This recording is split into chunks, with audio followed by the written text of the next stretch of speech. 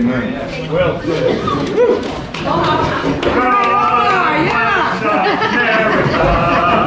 Land that I love, stand beside her and guide her through the night with the light from above, from the mountains to the prairies, to the oceans, white with foam. God bless America, my home, sweet home. God bless America, my home, sweet home. Thank you, Homer. What? I didn't do anything. No, you didn't do anything at all. I don't know about you, this may sound a little funny, but that kind of sends chills up. Where else are you going to have this much? Just a comment on privacy. We know everybody here, but just to let you know, we don't want people in here that are subversives, communists, and otherwise. So, if you're one of those, we ask you to leave. And I know that nobody's here. Like right now, maybe we could just all bow our heads and have a moment of silence in recognition of Wes Chapmon and his passing.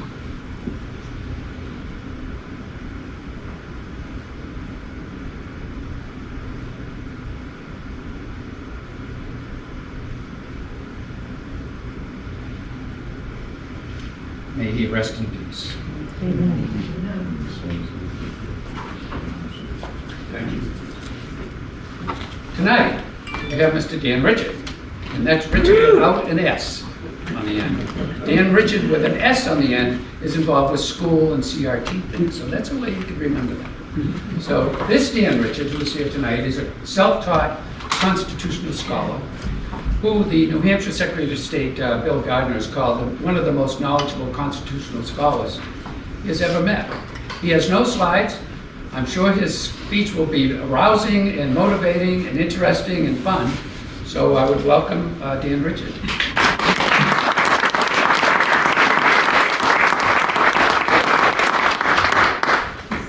Well, hopefully my voice will get out in this room. It's not too big. Thank you, everyone, for inviting me. I want to, first of all, thank all of you for being here, because this assembly of people is how we take our state back, and it's how we take our country back.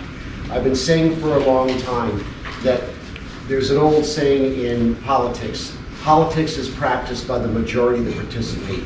And we've uncovered that we've, as a culture, have for too long relied on other people.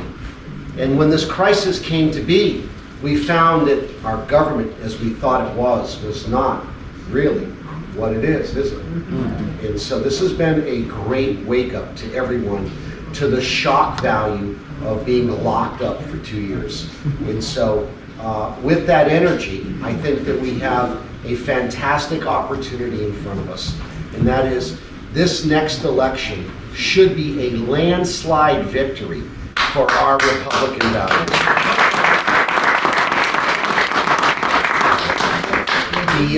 And that's really what I want to talk about tonight, is our Republican values. What are we going to do in the next century to move those values forward? Because right now, there's a lot of conflict, and it's not just with the other political party, but we've got a lot of internal issues that really do need to be resolved. And so tonight I'm going to talk about a few lawsuits that I filed and issues that I'm working on that apply to all of you.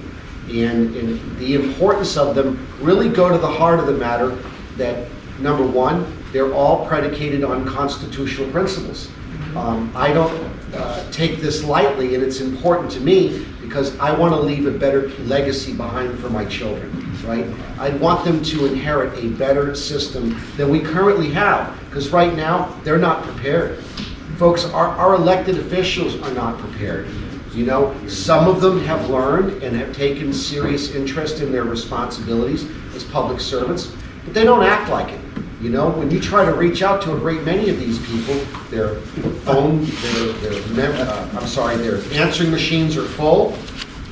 You can't get to them, can't talk to them. You know, Sherman Packard said when he got upset over some of the people protesting in front of Sununu's house, he was like, no, go do it in front of the State House where nobody's there, and gee, that's effective protesting. And that just goes to show you the disconnect that they don't really care, right?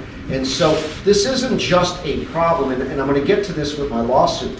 This isn't just a problem for the left and right paradigm. As soon as we wake up to the fact that we have, if you go to the New Hampshire DNC and you go to the New Hampshire RNC, one page is blue, one page is red. Both of them will tell you what they believe, what their party platform is, and those are some of the things I want to touch upon tonight, but both of them will tell you what they believe. And both of them will tell you they want to go to Concord, or they want to go to DC to effectuate what? Their agenda, not yours. That's frightening. How's there 1,000 bills on deck, not including carryover from the previous legislative cycle, right? How is there 1,000 bills on deck waiting to go and no one's been elected yet? Think about that. Who's doing that? Your two-party system is doing that. Folks, let me give you a big heads up here. The two-party system is a creation of the state legislature. It's not an instrument of the Constitution. And I would say that we need to really ask ourselves some honest questions. Again, are we just going to blindly follow the same old, same old? I think it was Einstein that quoted the famous quote where he said, what is the definition of insanity? Is doing the same thing over and over again, expecting a new result. You know, Dr. Strang is a friend of mine, and we worked on a lot of voting issues together, and I'll get into machines later. But, you know, we had this conversation about how the status quo just doesn't get it. You know, that the whole thing is upside down. And I was asked to speak at the Tri-County Republican Assembly last year. They were so upset over the conflict between current GOP leadership and our Republican values that they were so disgusted with the name Republican, they dropped it.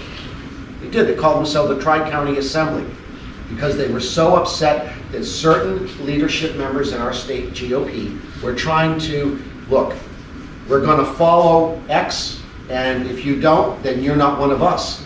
Well, I don't call that inclusive, do you? I don't call that debate or dialogue. And that's what I want to stimulate tonight, is for you to consider some of the things and some of the actions that I've taken as to why they're even necessary. So, having said that, I want to begin with something that Karen Testerman has out right now. If you don't have a copy of this, I highly recommend it. I want to read a small excerpt from there. In my studies of our state constitution, I came across two really cool historical events. The first one is 1831. 1831, the state legislature reinstituted civics. Are we having that conversation today? Right? Reinstitute civics. And why?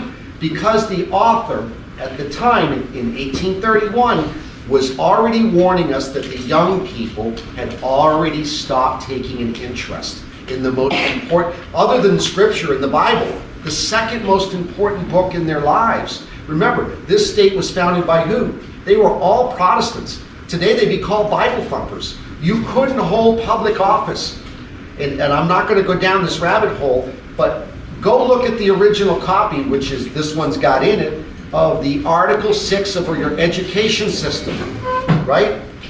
The charter was for the legislature. They secured for themselves that the state legislature would issue charters to those who wanted to run Christian schools because it was paramount to uphold those principles. That's gone. But I digress. Back to this passage. So this passage is given, this warning is given 55 years after the Declaration of Independence. And it's repeated 70 years later, 1903. Same thing. It goes into effect, the people fall asleep, they wake up, they figure they've gone too far the wrong way, and they correct. And so, 1903, who's read Ayn Rand, Atlas Shrugged? Okay. The gentleman who I'm going to quote him in a minute. I'm not saying that this is the same John Galt, but she refers to John Galt, and the gentleman I'm going to quote is a man named John Galt in New Hampshire in 1903. Bear with me. Karen, where'd you put this? In the front? That's right here.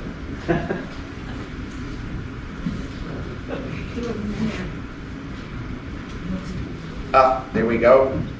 Where is John Galt? Where is John Galt, right?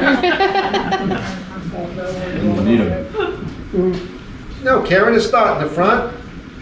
No, not in the front, it's in front of one of the constitutions, of the old constitution. There we go, I found it. And you folks are going to be shocked that such words were spoken in 1903. In order to meet, so I'm going to skip through the boring language and get to the meat. They're reestablished a civics requirement that 4 years of high school requires the teaching of both the state and the U.S. Constitution. There are two sovereign powers, and most of you have all been taught the U.S. Constitution. I know I was, and I got zero education on the state constitution. But they've reinstated this, and it's now state law. In order to meet these requirements of the state law, this edition of the Constitution with notes has been prepared, and it has been prefixed a short sketch of the early history and the growth and development of a constitutional government in New Hampshire. Because of the unique position which the Constitution of New Hampshire occupied among the early state constitutions, it was the first one written. Right? New Hampshire was the first state, January 5th. It was the first state to create a constitution, and therefore the first state of a colony, of any of the English colonies, to continue. Not only was it because it occupied an early constitution, but also because of the fact that so few, even of our best informed citizens, have adequate knowledge of the document itself, and that the machinery of state government, the passage of the above law, seems to be justified. The average citizen knows less of the workings of his own state government than the national political affairs. Outside of the post office department, however, he has few relations with the federal government, but he has in many particulars in constant touch with the state government. The importance of state affairs to the citizen was summed up by President Garfield in these words, quote, "It will not be denied that the state government touches the citizen and his interest 20 times where the national government touches him once. For the peace of our streets and the health of our cities." I'll say it again, for the peace of our streets and the health of our cities. For the administration of justice and nearly all that relates to the security of person and property and the punishment of crime. For the education of our children and the care of the unfortunate and dependent citizens. For the collection and assessment of the much larger portion of our taxes. By the way, this is pre-16th Amendment. And for the proper expenditure of the same, what are taxes? And for all this and much more, we depend on the honesty and wisdom of the General Court, the General Assembly, and not upon the Congress at Washington. James Garfield, former U.S. President. The last sentence. To the future citizens of New Hampshire, who are now enrolled as pupils in our public schools, and whose duty today is to become acquainted with our form of government so that tomorrow they may intelligently administer it. This little book is dedicated. How prophetic. Wow. How prophetic. And until I introduced this, none of you had a clue that this was there. No. Just like your rights have been stolen from you. New Hampshire's Constitution is one of the most beautiful liberty documents ever written. The libertarians would do well to adopt it as their Bible. And the reason I say that is that their philosophy of no government can't work. Right. Because history has shown that that leads to what? The inability to defend yourself, right? You look at the evolution of the English Empire, right? With the 1100 Charter of Liberty and the Magna Carta and on through that process. Why did they create kings in the realm of England? To send them to do what? To act on their behalf to prevent other kings from invading. Sound familiar? Mm-hmm. Right? There's nothing new under the sun, as King Solomon said. So having said that, I want to get into, first I want to make a very important statement. I'm a conservative through and through, a Republican. I've voted red all my life, and I'll never, ever vote blue. I'm going to call some people out tonight, not because I want to bash the party. I just want to be clear about that. But if we can't self-identify with those who are taking advantage of the status quo, like I said, you know what's in front of us right now? A massive victory, and it's for us to blow it. And if we blindly follow what is going on and some of the things that are going to frighten you about what I've uncovered, then you'll understand where I'm coming from. So the first thing I want to talk about is my remonstrance I filed on May 20th, 2019. The remonstrance dealt with voting issues that are being discussed right now. I testified last week before the Senate committee, the Joint Senate Committee. I'm sorry, it wasn't a joint committee, it was strictly the Election Law Senate Committee. And they want to amend our state constitution. And what they want to do is they want to insert the word citizen of the United States or citizen of the state or a combination thereof for the word inhabitant. The problem is they're not going to fix the problem. And what I mean by that is this. If you look at your state constitution, Article 11 is the definition of who is qualified to vote. We quote it to you. All elections ought to be free, and every inhabitant of the state, having the proper qualifications, has an equal right to elect or be elected into any office. Now that article has been amended a whole bunch of times. It's probably almost, I think there's almost 12 additional sentences that have been added. But here's what hasn't changed. The word inhabitant is still the definitive word as to who is entitled to have political rights, right? If you are qualified to vote, as the Constitution provides, and you are qualified to run for office, then you are legally defined by this document as an inhabitant. Here's the problem. Sherman Packard in 2018 proposed House Bill 1264. House Bill 1264 amended the definition of resident. Okay? What they did is, look it up, write this down as your homework. Statute 21:6, under statutory construction, Title 1, right? The structure of your state government. It'll tell you the definition. So what they did is they said an inhabitant or a resident who establish a domicile are eligible to vote. Well, hold on. Didn't I just say that the word inhabitant is the premier word? Look, the founding fathers went so far as to give it a definition in the Constitution. And it says in the Senate, and just so you know, if you do your own homework to look up who's qualified to vote, it all begins, start with the Senate first. Don't read the House of Representatives first. The reason is, when the state constitution was written, the Senate was the first body. So when they started defining how people would get elected, it began with that chamber, okay? So that's why the definition of who's eligible.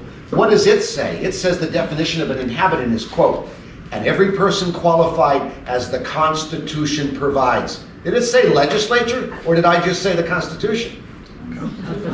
Currently, your elected officials are making rules and statutes and regulations how they re-elect themselves void of your consent. This is the problem, folks, okay? So what did they do? They said if you achieve that status by statute, you can now give a resident who's an alien the same status as an inhabitant. So inhabitant is defined as, quote, and every person qualified as this Constitution provides is considered an inhabitant. Excuse me, I screwed that up.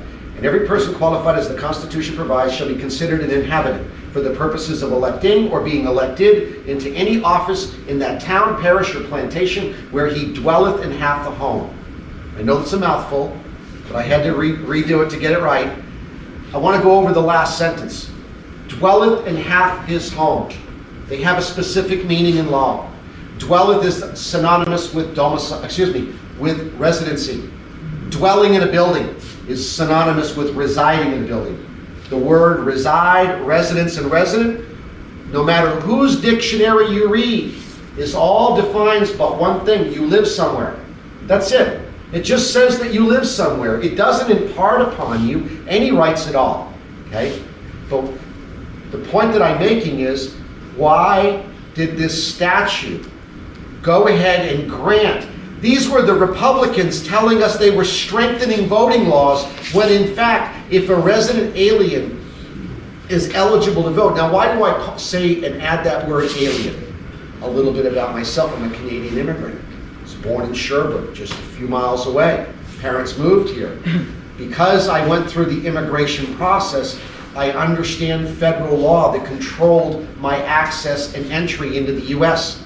And that was that I was a lawful permanent resident alien. Make sense?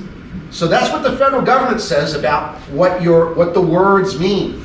So what does that apply to our college kids here or any other university?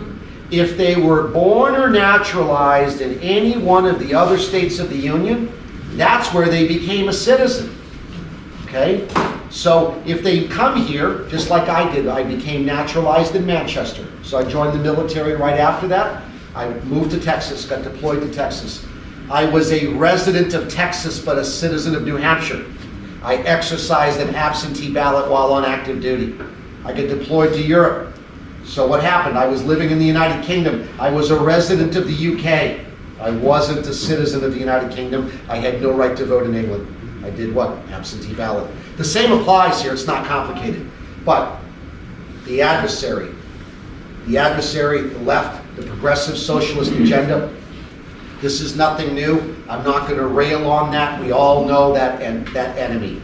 But to move into the voting issue. So the remonstrance was drafted exposing many of these types of changes to our voting laws. The problem was the Democrats killed it. I had someone to bring it up to leadership. He approached Speaker, at the time it was the last one. Shurtleff. Speaker Shurtleff was, and they told him, we're not going to deal with this. We're just going to suspend. Now, all of you have a constitutional right for right of redress of grievance, and that's what I was doing, okay?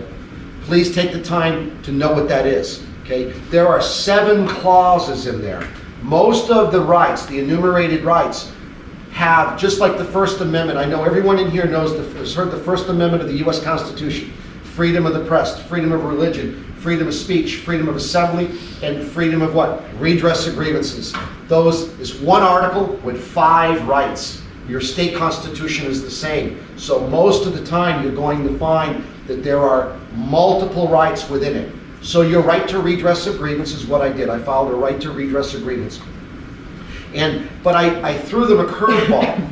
I already knew that Dan Itza and some of the Republicans had reinstated a redress process 10 years ago, 12 years ago, but it was fatally flawed. It was fatally flawed because it was already settled by the Supreme Court that the legislature can't become your last court of appeal.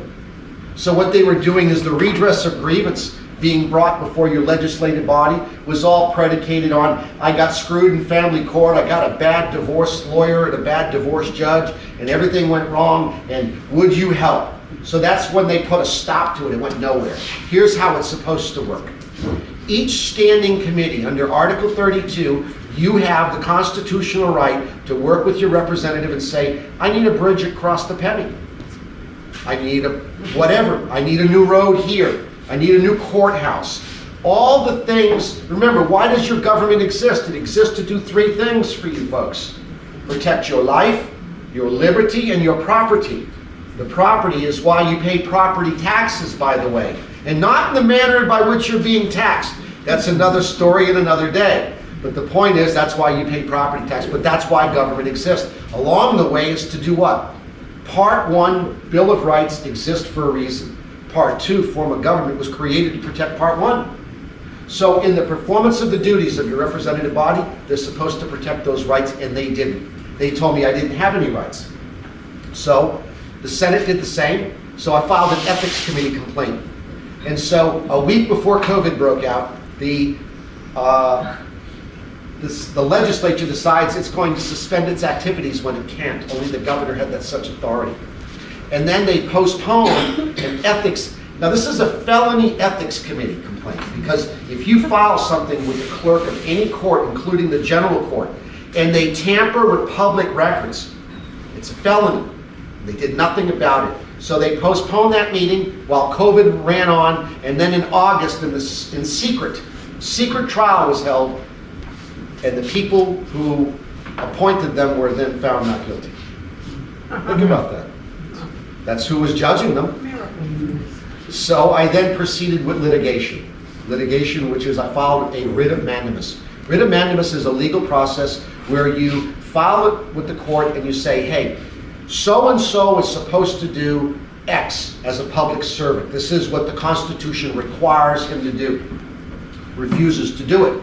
You can go to court and say, this is famously, by the way, historians, anyone who knows James Madison and the whole Marbury versus Madison, this was all derived from the same thing. They refused to issue the commission. It's another story, but a writ of mandamus.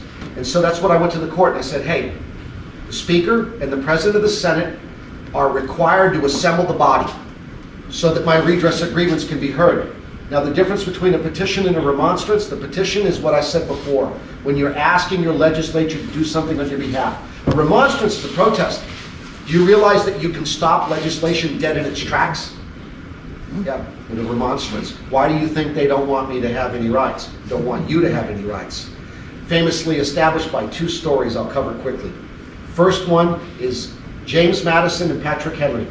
Patrick Henry proposed a tax of the citizens of Virginia to promote teaching of Christian principles. The problem was that it sounded like a good idea, but Madison came along. This was a proposed bill. So the petition was turned into a bill, was read two times on the legislative floor of the Virginia legislature, and Madison comes along and says, no. He files a remonstrance. The legislature stops what it's doing. He gets to speak, and he addresses, and he says, that which the state finances, it controls. Do we want the state controlling our churches? No. This is a landmark case that controls all separation of church and state arguments. Okay? It all emanates from that decision. Same year, right here in New Hampshire, the state legislature passed the Navigation and Commerce Act. The problem was that they authorized the use of paper money. And the merchants didn't want paper money because they knew all about inflation. Matter of fact, they passed the Coinage Act in 1781 because paper money had become unstable. Does that sound familiar? Anyone been to the store lately? Right? What are they doing? They're printing. Listen, printing paper money has always, for thousands of years, always leads to the same thing. Greedy men want to increase their profits. Do anyone know the origins of that story, by the way? Paper money? In the days of old, they would turn in their gold and silver deposits and take a receipt called receipt money. So the bankers figured out, gee, they like the paper so much they never come back for the gold and silver. If we print a few more of these certificates and lend them at interest, no one would be the wiser. So your monetary policy, folks, is rooted in fraud. Okay? And it's been going on a very long time. History is simply repeating itself. But anyway, so the Navigation and Commerce Act, they protested, and then they submitted a petition of great number. They said, we want that Coinage Act back in state so that gold and silver coin, the legislature will determine its weights and measures and value, and we'll set up a scale so that when you trade in your paper and redeem it for real money, there'll be a discount schedule based on the calendar. So every day that went by, your money was worth less, just like today. Wow. So what did they do? They repealed the Navigation and Commerce Act. It's the first case and the basis of my lawsuit. It's the first case where there is the repeal of a law. Imagine that, folks. How many bad laws do we have on the books that we need to talk about repealing? A lot of them. Okay, a lot of them. And this is the mechanism by which it can be done. And so that's what they did. And here's what frightens the legislature. Here's what happened. In 1785, the first 4 years of our state government, we had a president of New Hampshire. Who was the first president of New Hampshire? Anyone know? Meshach Ware, the town of Ware. Followed by John Sullivan, John Langdon, and Josiah Bartlett. So, but back to the point about the money and the repeal is that This process played itself out, and they filed a remonstrance, and then the president sat at the house, sat at the head of the legislature, which was much smaller, because it was a much smaller time. At that, the 10 counties we have today were divided in 5, and there was a much smaller population. But they all assembled. The remonstrance was presented. The legislature then said, "We got a problem." They assembled a special committee, and they investigated why they should repeal this, and they did. And so that's the first repeal of a law. So right now, that case is before the Supreme Court. We're waiting on oral arguments, and it insulted me when it happened. When I went to trial on this issue, the state lawyer, the judge asked the state lawyer point blank, how does the state meet its obligation to provide its citizens the right to redress a grievance? And the lawyer, without blinking, said, by not retaliating against them. Wow. By not retaliating against me. Think about that. No, he was confused. What he really wanted to say was, you have no rights, and we've decided that for you. Because the real story was, this was in fact what the king would do to those who sought redress of grievance, right? Because this then goes back to understanding the evolution of the English system from the 1100 Charter of Liberty into Magna Carta for what? If you were wronged, you could do what? Seek redress before the king. And he would do that through 700 years. We had many bad kings who did bad things to his subjects. So that's what the state said. And they're wrong. They're dead wrong. Here's my evidence. My evidence is former Associate Justice Chuck Douglas, a very prominent lawyer in the state, used to sit on the state Supreme Court. And when he stepped down, he ended up starting what becomes a very large law firm today, prominent one anyway. He sat as legal counsel for the House of Representatives. And he wrote an internal memo. In that memo, he went into the archives and he found that the House and Senate journals had nearly 200 years, 184 years of evidence in nearly 18,000 petitions for redress of grievance. Oh, wow. Think about that. What your legislature is supposed to do, folks, is that it's not supposed to represent the will of the two-party system. It's supposed to represent you. You're supposed to be able to go there and say, hey, these are our problems. We need a solution. But that's not what they do they? No. Either party, listen, both parties are doing this to us, okay? And so from the Republican side, we're at an impasse. We've got leadership that is partaking in this, and we have the base that believes in our Republican values. And that's why I wanted to have this conversation, because this is an excellent example. So now, what happens? I go through this process. By the way, the current suees, the people I'm suing, is Sherman Packard and Chuck Morse. Why? Because I resubmitted the remonstrance, and they did the same thing. They don't want you there. Hold on, what does our platform say? Doesn't our platform say, go look it up? It says that we're about redress of grievance, doesn't it? That we're about election integrity. Well, what do you think the remonstrance is about? The covering up. It's about the changes, the illegal changes to our voting laws. So that's the remonstrance. Moving on to the next one. This one is really, really good. Federal money. Who loves federal money? Free money. It's all free. I don't know, I don't get much of it. Right. Hey, well, you're really going to be upset with me when I tell you what's happening. So, long story short, our banking system, we ignore history. The United States government, by fraud, passes the Federal Reserve Act in 1913, allowing the printing of money again.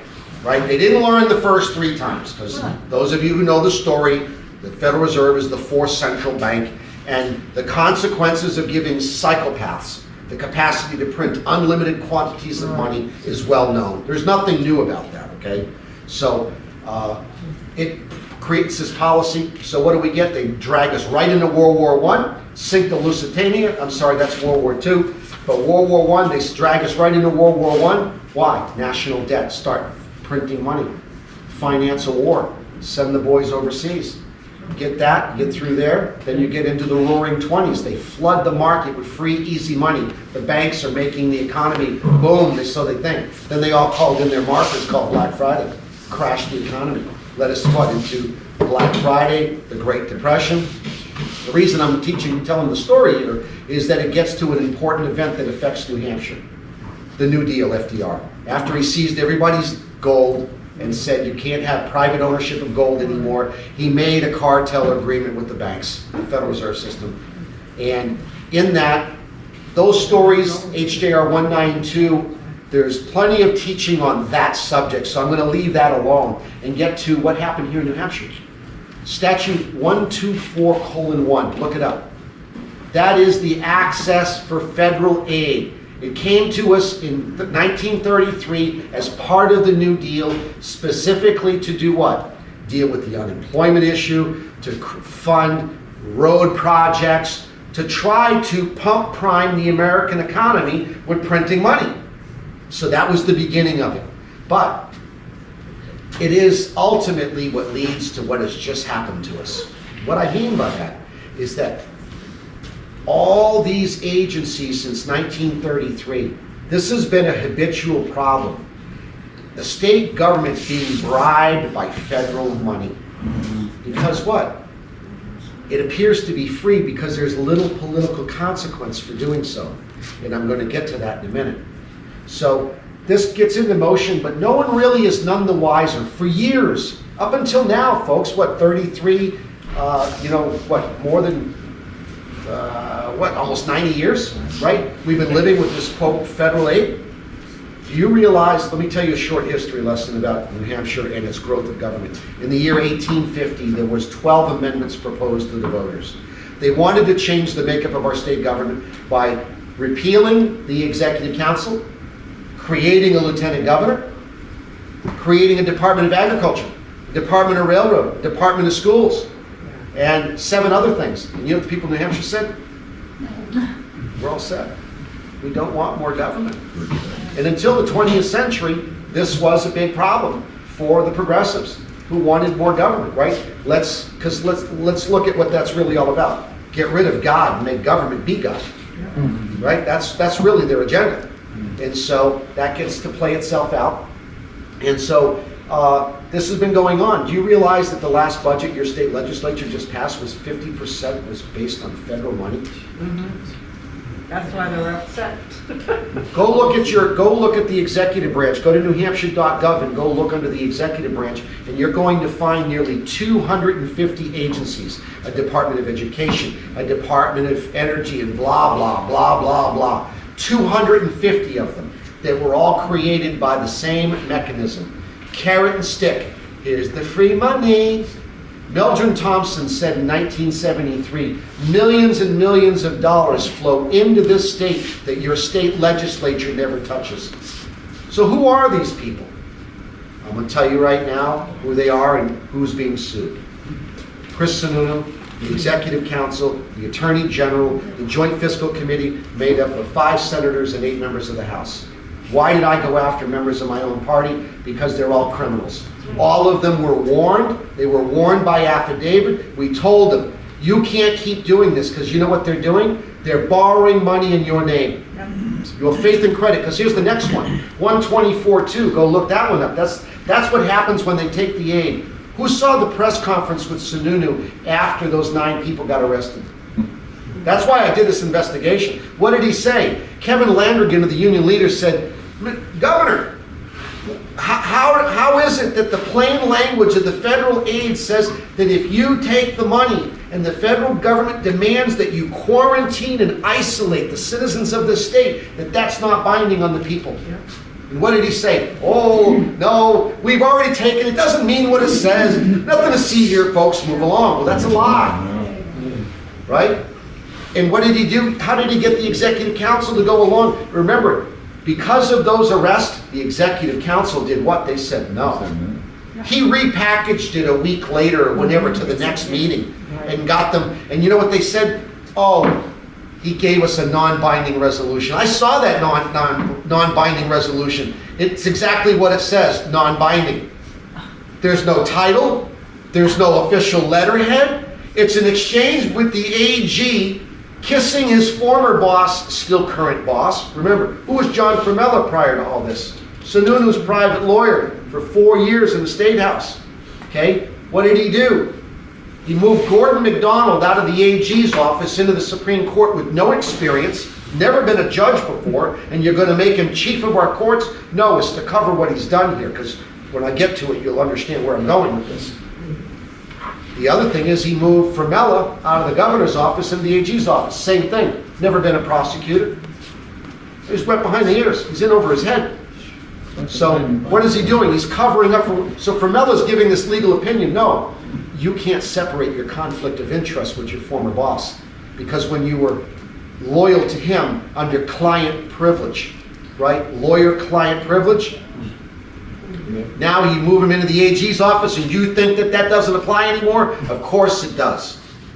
So that's why they wrote that memo. So what I did is I filed the lawsuit. Wes Chapmon was one of my I was heartbroken to say the least. He and I were good friends. He and Kelly Potenza joined me on the suit. So we filed the suit based on, really, it's a very simple case. No meeting of the minds. If the governor is publicly telling us that he doesn't agree with the terms and conditions of the contract in the federal aid, then there isn't a contract, is there? How can there be a contract when one party doesn't agree? Right? So the second part is that no branch of this state government has the authority to surrender your sovereignty. Remember, Article 12 is my favorite article in the state constitution, and it goes to cover a great many things that we are currently subject to abuse of. And it says, quote, "Nor are the inhabitants of this state controllable by any other laws than those which they or their representative body have given their consent." That's what applies here. And here's the best part. The state Supreme Court says the first two things I just told you were true. So 1910, American Express, when it really began, not a credit company, was what? A real company. There's a lawsuit that stems from what they're going to charge the people to do business in the state. The governor says, hey, we're going to be involved. I want the attorney general to act on behalf of the state. He couldn't. And to go to the legislature to authorize the money. Why? Because that's what the legislature is supposed to do. Because it has the power to tax you, it also has an obligation to do what? Equal protection of the law. You're all supposed to be treated the same. All of us. You're supposed to be taxed the same. Not only the 14th Amendment, remember there's an equal protection clause there too. But the point is that you're all supposed to be treated the same, and you're not. And so the lawsuit gets into the specific issue, and then, so here's another kicker that should entertain all of you. Just so that you know, any public servant who gets sued has 7 days to show up at the AG's office. It's called defense and indemnification. In order for your tax money to be spent to defend public servants who violate their oath, someone has to make that decision. So the legislature, again, gave away its power to the executive branch and said, we'll let the governor and the executive council and the AG's office make those decisions. So that when they break the law, they won't have to ask anyone for money. What do you think of that? That's what's going on here. So the statute that they would have to rely upon says that if the servant gets sued, he has to go to the AG. Makes sense. He's the lead law enforcement guy in the state, probably a good lawyer, right? He's going to determine three things.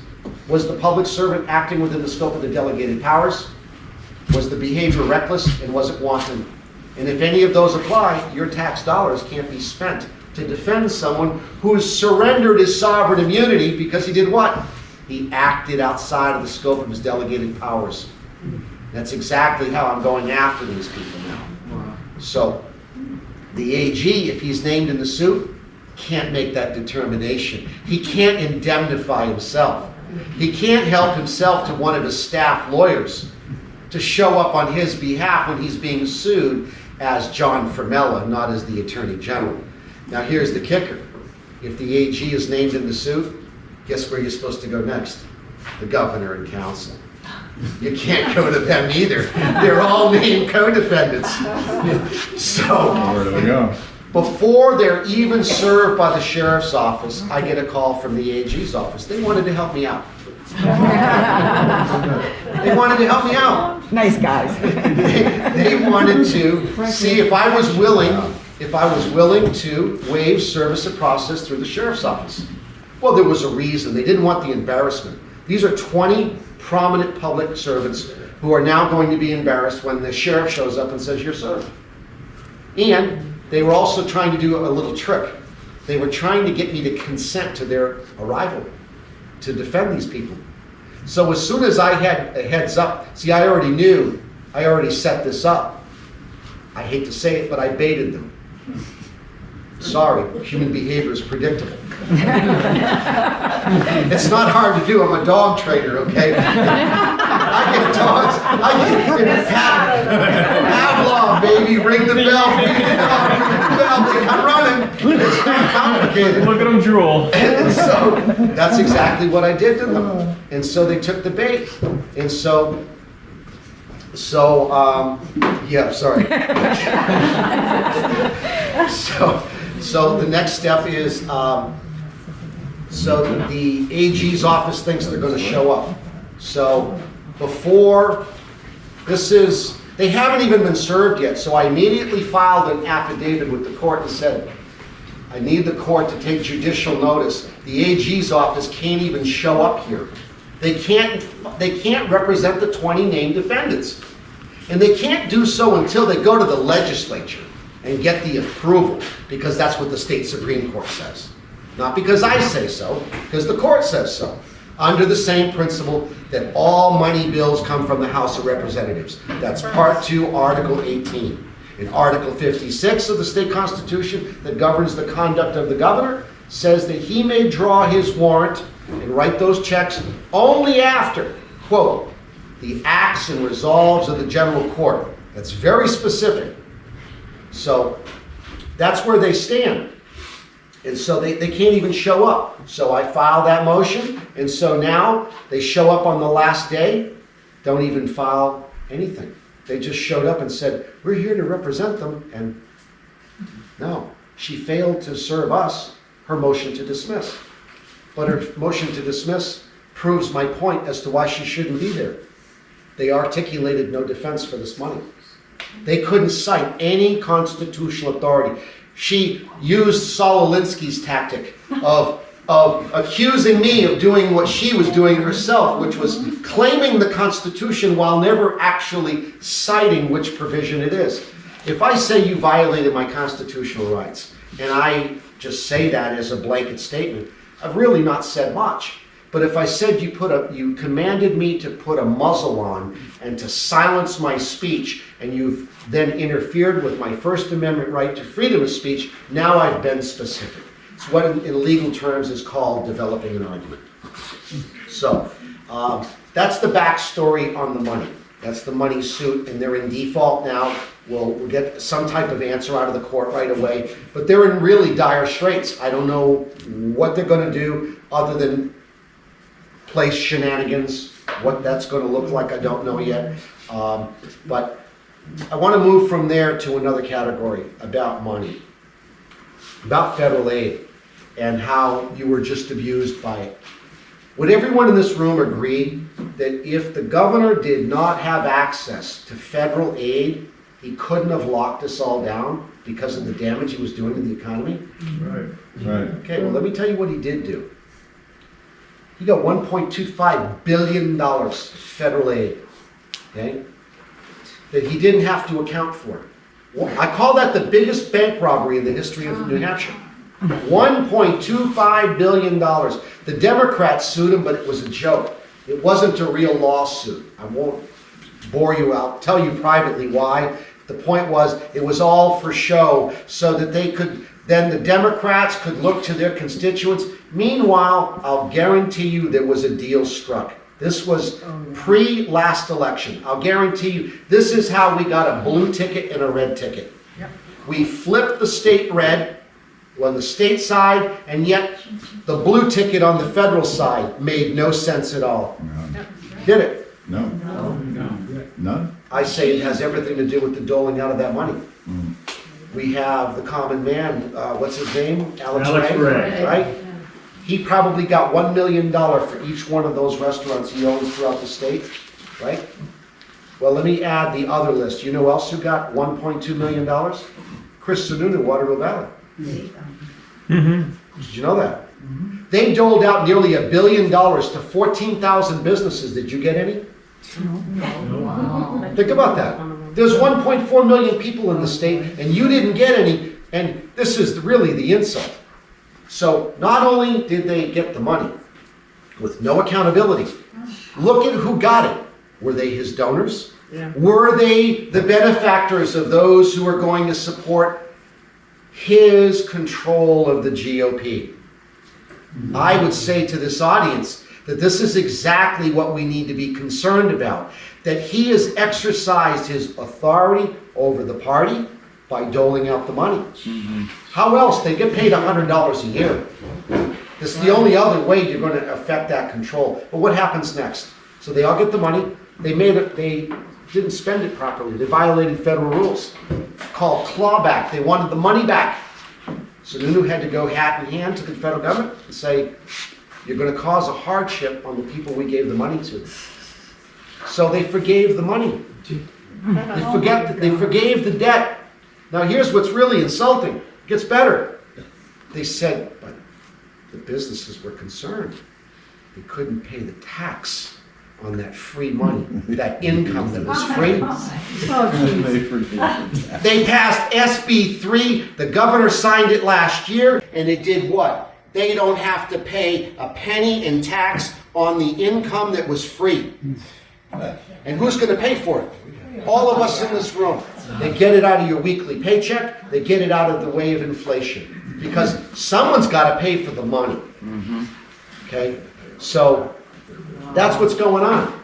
That's what's going on. So we need to have honest conversation about this. What are we as Republicans going to do? Are we going to blindly, I would say those who are hanging their hat on his political capital. Again, I want to fix this before we get to the election, because this should be a Republican landslide. And right now, it's not. And I don't want to get into the long list of other issues I have with him specifically. Okay? But yes, you know, I have a very low, I'm a veteran, and I've signed a blank check, and I have no tolerance for people who violate their oath. And so with that being said, that's what tonight's conversation was to be about, to have honest dialogue about what are we going to do to further our Republican values, because those aren't it. Suppressing your right to redress a grievance, suppressing your freedom of speech, suppressing your freedom of assembly, right? Arresting those 9 people, that was disgusting. Really was. Yeah. Think of it. If the legislature was doing its job, their freedom of speech, deliberation, and debate protected by the state constitution under Article 32, under Article 30, he couldn't have arrested a soul. But they were where? Not in the state legislature. Not with the state legislature doing its business. They were off at St. Anselm's and some police academy. Doing what? Meeting in, public, but you had no speech. You had no ability to engage with the spending of money. And this is a problem. And this is how, by the way, this is how I unraveled this whole money thing and the whole suit thing. It was because I was asked to investigate why those people got arrested. And that's why. Because, you know why? He spent a lot of the money already. He was desperate. Yeah, That's my 2 cents. I bet. But anyway, voting machines. I want to close off on voting machines. Solution, again, is the state constitution, Article 32. Article 32 is very specific. In 1784, when the document was written, the founding fathers established how votes would be counted. And it says specifically that an elected moderator will govern the election process, and he will count those ballots in front of the town selectman and the town or city clerk. And they will do 2 things. They will sort and count and verify. That's oversight. That's oversight. That's human oversight. More importantly, it's assigned to what? To specific elected people. That's their job assignment, not a computer, not a machine. Right? So where was that authority? 1979, the legislature passes a temporary use of machines. Statute 656:40, go look it up. They said, we're going to try these on a trial basis. They couldn't. This is what your public servants don't understand. Okay? Article 100 provides the means by which your government can be changed. It requires a 2/3 majority vote of we the people, we the voters. It's the only way these changes can be made. And they didn't do that in 1979. Why? Because it was temporary. Well, hold on. If the Constitution requires the moderator, the selectman, and the town clerk to count the ballots, listen, that went on for 200 years. 1979 is long past 200 years when we look at the scope of how long we've had elections, even pre-Constitution. Remember, New Hampshire was here, founded in 1622, I believe, and you have them here for nearly 150 years before the Declaration of Independence. They were voting. They were having local elections, and it wasn't just about the paper ballot. It was about the oversight of the... What are you doing? You're preventing voter fraud right up front. Yep. So that's the solution. So do you call 43 years a trial run? On trial. Where's the expiration date on that? And here's the other one. Where's that money come from? Who pays for that? Did your legislature authorize funding for such machines? Who's inspecting them? Who's running the test? Chavez. Where's that authority from? Where's that authority? It doesn't exist. So back to the same circular problem. All of this that I've shared with you tonight only happens because of one reason. When we talk about self-governance, it's about self-individual reliance and responsibility. I tell my friends that complain, why are you complaining? Because you've done nothing, right? I've been in public service one way or another all my life. And what did you do? Oh, Dan's joining the service. And a few of us that went off, back 40 years ago when I joined the military. But what did they do? They lived off the fat of the land. They didn't worry about it. They worried, so-and-so, school boards, this, that. Yes, that stuff is boring. But guess what? If you do not show up and protect our Republican principles and values, they will. And they have, in droves. Look at your schools. What's going on there? Mess. Right? Good. Big mess. My kids went to school at Plymouth Elementary and Plymouth High School. And back then, I know these folks for a long time, back then, it was a different period here in this town, just up the street. And so that's not the same anymore. And so the infiltration of dumbing our culture down, not teaching civics. Look, I'm going to leave you with this final thought. The state constitution says very clearly, there's a famous case in New Hampshire in 1818, and it established this very premise. That is that the legislature's authority to make law, rules, regulations, and so on and so forth finishes with the following statement. So the same shall not be repugnant or contrary to the Constitution. If you don't know what it says, how do you know what that limit is? Most of your elected officials, don't get me wrong, not all, some are dedicated, some have gone to great lengths to educate themselves, but they're a small minority. How do you have these people making laws for you and continue to conduct more elections when they have no clue? Your state Supreme Court requires them to look at all legal documents from the construct as to when they were voted by the people. That means for us, 1783. What it meant on the day the New Hampshire legislature ratified our state constitution, that's in effect today, that all happened, and it has to be interpreted in that manner. And that's not the case. And when I spoke at I was honored to speak at the Merrimack County Republican Assembly last year, and I said to the audience, I said, hey, I have a proposal that before this legislature passes another bill, before it does anything ever again, it must first do this one thing. It must first cite the constitutional authority it has to propose the legislation. Yes. I didn't have the heart to break it to them and say, it's already there. I just showed it to you. So the same be not repugnant or contrary to this Constitution. That's exactly what it means. But it requires people to have knowledge of their oath, and they don't. They don't care. Questions? We're, in view of the fact that your good friend and fellow litigant died supposedly of COVID, do you interpret any particular nefarious activity there? I don't. I think that what killed Wes was death by hospital. That's nefarious right there. Death by hospital. He died because there was already too many stories in the last 2 years. Remember, when we talk about surrendering your sovereignty, what happened to every hospital in the state when they took federal money? CDC guidelines, CDC protocol, right? Dr. Strang will tell you about this when you talk to him about how his intervention with ivermectin and other therapeutics that he has fought with providers, with a local pharmacy, called them up and reamed them out and says, how dare you? I'm a licensed doctor in good standing in this state, and you will not tell me what I will or will not prescribe to my patients. And that was all an agenda. Is it coincidence that Moderna is on Portsmouth? Think about it. Think about it. Listen, I'm not anti-vaccine. What I am is anti-stupidity, right? The phase 3 clinical trials are ongoing.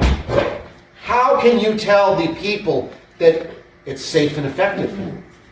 Granite Rock, Steve wrote an article yesterday. He republished his old article. Health insurance companies. Oh my God. Life insurance policy. Might as well have committed suicide because they're not going to cover you. You voluntarily participated in an experimental treatment. Right. Because you were what? Scared. Listen, I'm not saying that people aren't sick and not dying. They are. My good friend just did. And he's not the only one. Okay? I truly believe we were attacked. This was a bioweapon released. It was intentionally released. How is Fauci at Georgetown University in 2017? Look it up on the video. He tells everyone that he said Trump would face a surprise outbreak. We now discover through... He did. That's on video. Right. We now discover that there's a connect the dots. Well, that guy, the British guy on Fox who did the expose, who found the trail of the checks.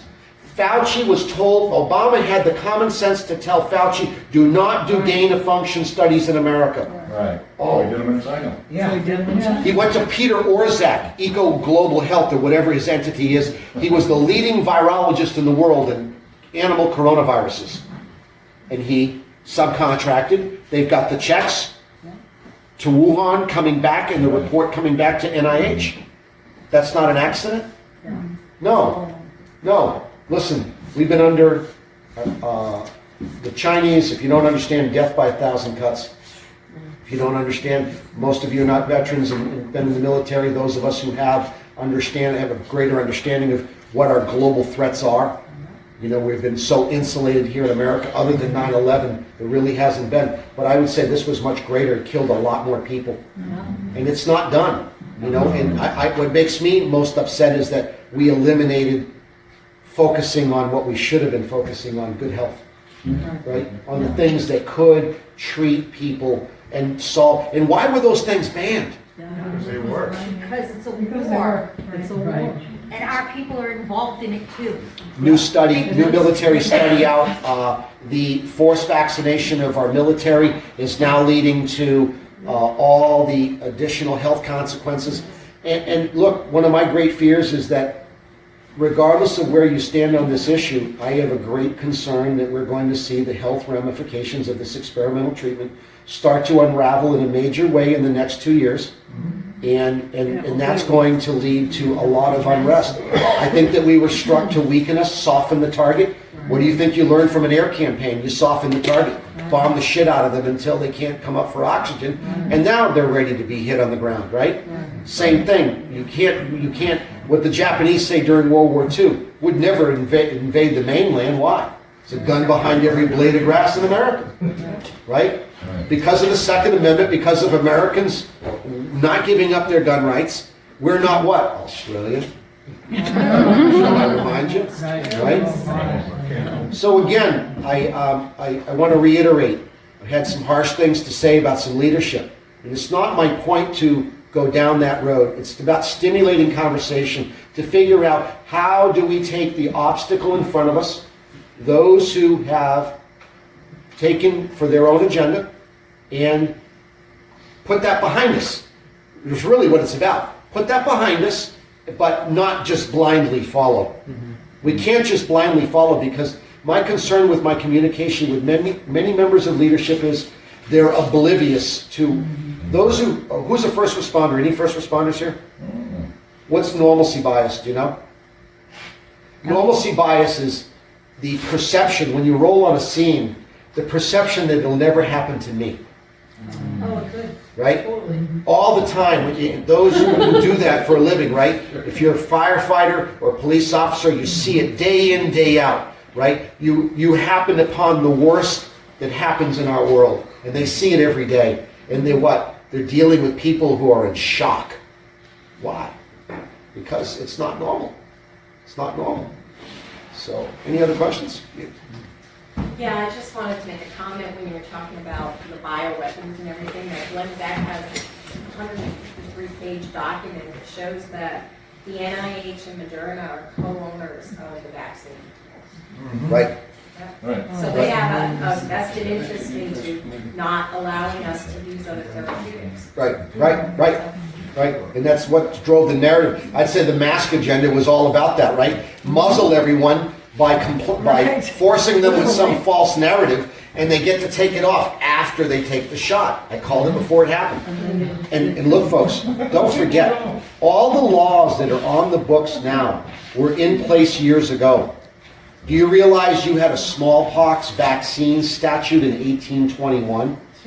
Do you realize the state constitution in 1783, the governor was tasked specifically to manage distemper? If distemper was to break out, he could relocate the legislature only. Do you know what your public health law is now? Anyone here know? Here's what no one told you. This is one of the reasons I detest you-know-who. Won't even say his name. 21 statute 21P53 is called, ready? Public Health Emergency Management Powers. Simple, right? What's it say? Why didn't you-know-who say anything about it? It says that if there's an emergency, a declared state of emergency, if the governor invokes that statute of emergency powers, the first thing he's required to do is what? Enforce the laws on the books. The laws on the books are already, remember I said we've had infectious disease since before our Constitution was written? So we've already evolved a public health policy. It's called 141C, communicable diseases. And the emergency powers one says if the governor declares a state of emergency because of an outbreak of an epidemic of infectious disease, 141C is controlling. 141C14A, which is due process of law. What does that mean? That means that all anyone can do today, or when this began, is if they think you're sick, is to issue a quarantine order. If you are showing signs of illness, the health department through DHS could then say, I think you're sick and you need to quarantine for 48 hours. If you disagree and say, no, I've got the common cold, I don't have COVID, I don't know what you're talking about, you could take that document, flip it over, sign and date it, and say, I don't consent. It's got to take that to the Superior Court, and you have a hearing in 48 hours. And the government would be compelled to do what? Probable cause. Protect your rights. Protect your rights to due process. And that was deprived to all of us. All to do what? Vaccinate the population and profit while doing it. And reduce the population. Hey, what better way to trim our Social Security budget? Take off all the week. And we have the highest percentage deaths in the long-term care facilities. Yeah. Oh, lastly, so thank you for bringing that to my attention. So I always forget to do that. So I'm the founder of an organization called New Hampshire Committee of Safety. New Hampshire Committee of Safety comes to us, and maybe have a flyer on your table. Committee of Safety was created by the Founding Fathers. All of the Founding Fathers were members of their local Committee of Safety. What was a Committee of Safety? New Hampshire, I love the story. Wes used to love this story too. He used to love telling the story. They rolled a cannon in front of the governor's house. They did? Yeah. Governor Wentworth. They rolled the Patriots, they had it because he was what? The face of the king. He was loyal to the king. He was the colonial governor. Right. So they'd had it with him. So they roll a cannon in front of his house and he packs his bags and leaves. They left the state of New Hampshire with no functioning government. So they were a colonial body that had no government, no functioning government, because its leader has just left. So what they did is the remnants of those people, which could be the beginning of you, assembled just like you're doing tonight. They said, hey, what are we going to do? These are our problems. And that's why I started my conversation with you this evening on assembly. Because it is the pathway to dialogue, conversation, and possible solutions. Because we have to rely on each other. That's how we're going to get out of this. But the point is that the Committee of Safety, those people got together and it was called the Provincial Congress. Congress meaning the word assemble in the province of New Hampshire. And so that was made up of the political class. Right? Those who are in politics now would be, if we were to start over, that would be who would be assembling. And that's you now, right? So what did they do? In order to have a temporary executive, they created a 5-member Committee of Safety. That 5-member was a temporary executive, and it created oversight, and it's how the insurrection began and how it was fought. They had committees of observation, committees of correspondence, and yeah, what they did to those who were loyal to the king wasn't pretty. Yeah, and so that's what they did. So that's where the concept comes from. Our platform is based on 3 things. Teach the state constitution. The only way, if you don't know your constitution, if you don't know your rights, you don't have any. Right? Why are we being abused and ticked off about why our government functions the way it is? Because they've deprived you of the basics. Why are those warnings that I began with, right? Those historical warnings. History is repeating itself. And so that's number 1. Number 2, to promote people to get active in their community. From dog catcher on up. Really, think about it. If we're going to be self-governing, you can't rely on somebody else. And if someone else doesn't share your values, someone else will. So, and the last thing is to teach people some of the things I'm already doing. So, as we move forward, I want to empower everyone, because even though I have this understanding of our history and I've got a lot of this memorized, it's great talking point, but it's of no value to you. I need to empower all of you. Some of the people I've been working with for more than a year and a half, I'm so proud of. Some of the women, they're getting this down cold. They're in front of people's faces, involved in meetings and in publics, all these different aspects. And they're reciting the Constitution. They're reciting their authority. And so that's a big part of it. And of course, the other element is knowing what the redressal process is. And then and standing up for yourself, including promotion. Do you know that you can take a 25-hour course, how to win in court without a lawyer? That's how I learned to bring these lawsuits. We've been hamstrung by the legal society, and they are part of the deep state, right? The bankers who have hired who? The lawyers to protect them, the Bar Association. Sorry if anyone in here is a lawyer, but the society is not... the tree farmers first. So, but having said that, yeah, it's a hot mess. So, any other questions? 5 people per county. 5 people per county. I want to try to make sure that we have 5 people in every county to begin there. To what? To start having assemblies and start teaching, having this same type of gathering, but having your state constitutions. Normally, if with enough planning, I apologize, I had a lot on my plate. I didn't bring, I have a big box. Secretary of State gave me a box of free constitutions, but they're little packets. Karen's has got a great copy of it because it has more than just that transcript right here. And I take it everywhere I go. There you go, she's got one back there.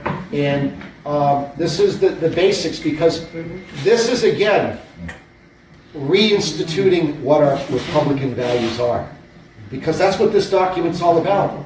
The liberal progressive ideology's got nothing to do with that. They've long abandoned that. And even though I've got grievances with members of my party, it's still the only way to go, in my estimation. This committee of safety and the Yes. other committees that you enumerated, Is it written into our Constitution? Is it a? No, but it's written in the convention records where it was created. See, we had two constitutional convention after the first convention of January 5th. In December prior to the 1776, in December of 1775, they put in motion January 5th. And they assembled and passed our state constitution, which was a temporary document. It didn't have a Bill of Rights, and it was just an overview. And they wrote in it, if you read it, that it was temporary. And so they established it, but then the war shortly thereafter began. So during the war, all the other states followed New Hampshire's lead on January 5th, 1776. Virginia came next, and the other 11 followed, and all drafted a constitution. New Hampshire had the blessing. Anyone know where our template came from? John Adams. John Adams wrote Massachusetts Constitution in 1780. New Hampshire used it as a template. But it had the blessing and the good fortune to let through the war, they had two conventions, one in 1781 and one in 1783. The first thing, the reason they rejected the original Constitution, it didn't have a Bill of Rights. The second reason, funny enough, it didn't have a strong enough executive. They didn't want a governor, they wanted a president. So they created this is where the president of New Hampshire came from. So it lasted until we joined the Union. When we joined the Union, George Washington comes to town. You got the president of New Hampshire, the president of the United States. There's a conflict. So after, those of you who don't know, New Hampshire was the 9th state on June 22nd to ratify the U.S. Constitution, putting it into effect. And that's another class, another story, but it happens there. And from there is the change of 1792. So 1792, we surrendered the military power that was in our state constitution. Again, when you read the one that's in the front of Karen's book, the 1784, it's got how we were sending delegates to the Articles of Confederation, because that's the Union at the time, that's what got us through the war. And then, so it explains that, but it also explains the commander-in-chief powers. And so all that gets delegated to the federal government to do what? 4 things. The federal government was created to do 4 things. Wage war on your behalf, right? To protect what? Commerce. They were being raided, right? Everything was done by boat. They go through international ports, right? The original colonies were all eastern seaboard, right? So it was all done by boat. There was no trains, no other form of getting stuff inland. That takes a while to happen. But wage war to protect America, negotiate peace on their behalf, contract international treaties and alliances for both your national security and your trade. And lastly, Commerce Clause, to regulate commerce between the United States Union of States and countries abroad, and between the states, and between the states and the Indian tribes. And that, I just summarized the federal government. It's not our federal government. That's what it's supposed to do. That's what it's supposed to do, and it doesn't adhere to that. So any other questions? Yeah, one. What do you think about the Convention of States? Do you think that can help us at all? No, it's a mistake only because there are too many liberals still breathing. Well, to do something with that first. Well, and the reason is that, and again, we don't have an informed electorate. Right. Why have a convention? Now, I'm with Patrick Henry. I would be, if I were to go back in time, I would be an anti-federalist. Patrick Henry and George Mason refused to sign the Constitution. They foretold today would come if they signed that document. They said, no, we're not done. We need to go back because you've gone too far. There's too much power been given to the national government, and it will ultimately destroy the states. Are we there, folks? Yeah. Half of our state government is dependent on federal money. That's why it's got to stop. Yeah. I'm confused. Is there a pledge that you can go, make to New Hampshire, and Yes. then that definitely supersedes any other? For Yes. example, you can't have the federal government telling you can't vote. In other words, can you correct your status and be exempt from the federal government? Yeah. You can, but I don't want to go there and arm you with that information unless you know the rest of the story that Paul Harvey used to say. Okay? Because if you have assets to protect and property to protect now, where does the oath come from? I presented this to my testimony. Your oath of allegiance to the state comes from two reasons. One, foreign people immigrating constantly as the new world had opened up. The North American continent was the great new play yard, right? The new, right? It really is. And so what they did, well, the week after New Hampshire's legislature assembled for the first time in 1784, it wrote its first legislation on voting. Really? And then the next statute written is in 1789, right after the Constitution was written. And then they added the oath of allegiance to the state. You know why? Property taxes. That's why your public servant swears an oath of allegiance to the state, and why you should too. Because you've done what? Everyone that's a Republican conservative who wants to protect the integrity of our vote, all will agree on one thing. We want people here who have skin in the game. Right? Yeah. Like a student, perhaps. Well, a student. Well, let me give you the opposite of a student. Or not an opposite of a student, but an opposite paradigm. A very famous case in New Hampshire happens in 1973, Newburgh versus Peterson. A college student going to Dartmouth told the supervisor of the checklist that when he graduated, he was going to move out of state. The thing was, he had a birthright to vote. He was born here. The supervisor excluded him from the right to vote. Had no authority to do so. You're free to get up and immigrate to any country you want, whenever you want. You cannot be bound by this indefinite. That's one of the language, that's some of the language some previous GOP members have used to try to strengthen, define some way. But here's what was in fact the case. From 1784 to 1973, you had to be a citizen of the state of New Hampshire. And here's the genius of that. You can have a residency requirement to become a citizen, but you can't have a residency requirement to vote because of the Equal Protection Clause. All residents must be treated the same. But a resident in a state is a resident because he's not a citizen of that state. He's a citizen of the state he came from. That's why he's called a resident. So what happens is, the 1808 is the third major statutory change to our voting laws, which established, remember, when we created the U.S. Constitution, we delegated to the U.S. government the ability to make uniform rule of immigration, naturalization. What does the word naturalization mean? Anyone know? Federal law defines naturalization as conferring the nationality of a state upon any person after birth. Say it again. Conferring the nationality of a state, not the federal government. The federal government's a corporation.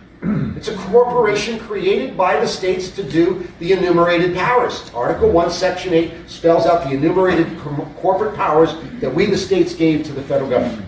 So when you did your oath becoming a citizen, it was to...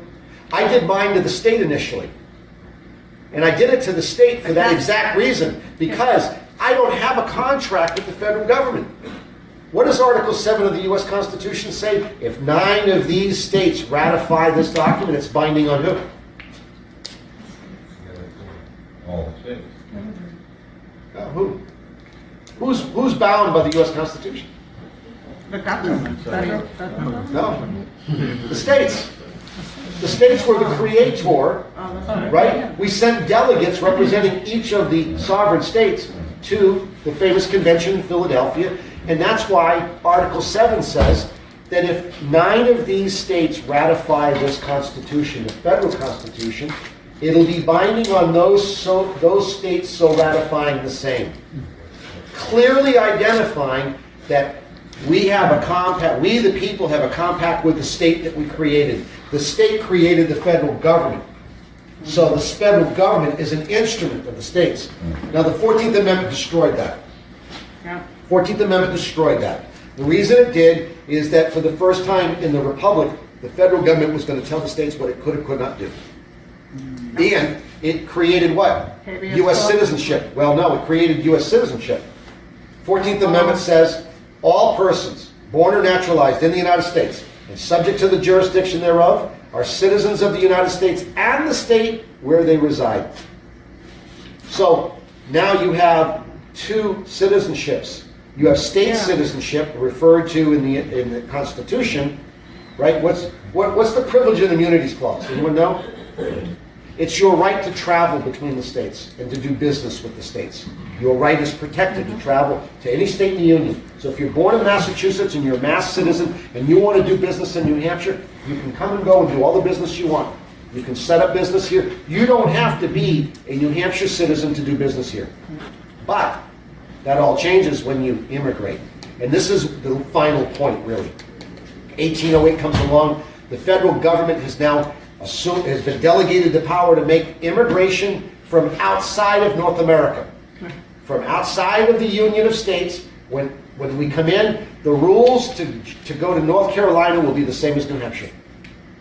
But the last sentence of that very act tells you that the states, when they naturalize their citizens, do so by an act of their legislature. And in 1808, the state legislature adopted a 2-year residency requirement. You know why? Because it was in harmony with federal government. Because the federal government had the same policy. When you immigrated from Ireland or France or any other country in the world and you came to America, you would have to live here just like I did, right? When I did, I was at a 5-year residency requirement. That's what the current requirement is. It's 5 years if you are not American born and you move here from abroad. And why do they do that? To make sure you're a good person. To assimilate. I just come over the southern border. What's that? I just come in over the southern border. But they do that so that what? If you are a criminal and you have established what? A criminal record, you violated the character clause. They also don't want welfare recipients. They don't want people moving here being a burden on the taxpayer. We have one more question and we'll have a nice short answer. Yeah.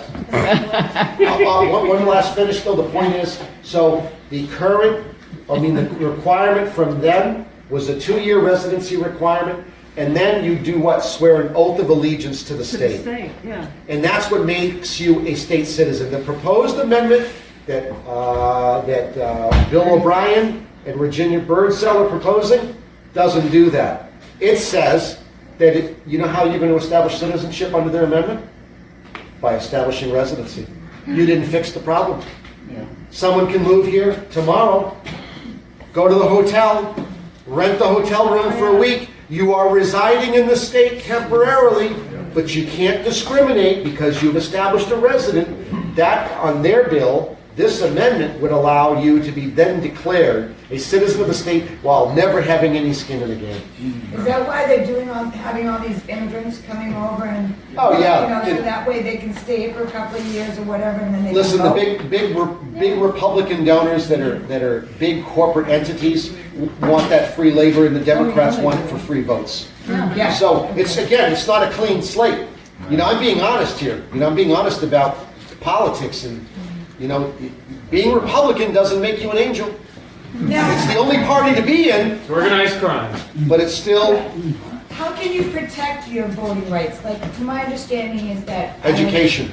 Well, no, but what I mean though is that there's a certain form that I was given that you could take to the state saying that you were... I don't explain that, Linda. That form that we went to that committee, that form about being able to vote. Is that the oath?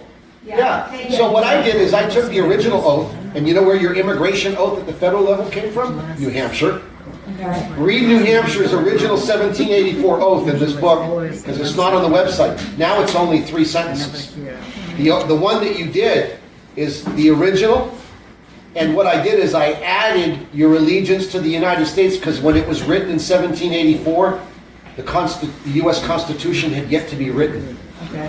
And because the statute in 1808 said that you would swear your oath of allegiance to both the state of New Hampshire and to the Union of States called the U.S. Constitution, that you did it to both. And so that's the one that you did. So the point of that is to hold on to that, because my goal, working with Secretary Gardner before he resigned, and I think he resigned for a reason I don't want to talk about right now, is that issue is that we need to return to only citizens of the state should be then eligible to become a voter. And if we do that, imagine this. You know, your college kids can't get in-state tuition unless they do what? Reside here for a year? Right. Well, why are we going to not have the same requirement of citizenship? You should live here for a year, stay out of trouble, pay your taxes, be a good citizen, and then swear an oath that you are committing to be a good citizen, to pay your taxes, and to be law-abiding. Yeah.